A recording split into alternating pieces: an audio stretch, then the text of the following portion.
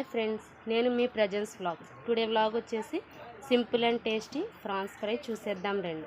మొదటిగా స్టవ్ పైన కడాయి పెట్టుకొని క్లీన్ చేసుకున్న ఫ్రాన్స్ వేసుకోవాలి.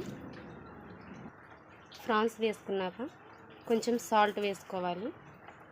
అలాగే కొంచెం పసుపు కూడా వేసుకోవాలి. ఇప్పుడు వీటిని పచ్చివాసన పోయే వరకు ఉడికించుకోవాలి.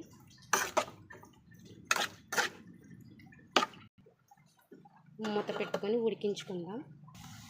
ఇలా వాటర్ మొత్తం ఇంకిపోయిన తర్వాత 4 టేబుల్ స్పూన్స్ ఆయిల్ వేసుకోవాలి. ఆయిల్లో కొంచెంసేపు ఫ్రై అవనివ్వాలి. 2 టేబుల్ స్పూన్ అల్లం వెల్లుల్లి పేస్ట్ వేసుకోవాలి.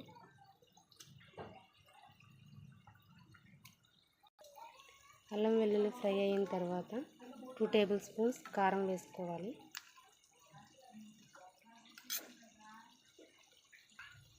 మనం ఆల్రెడీ ఫ్రాన్స్ ఉడికించేటప్పుడే సాల్ట్ పసుపు వేసాం కాబట్టి ఇప్పుడు కారం వేసుకొని ఫ్రై చేసుకుందాం.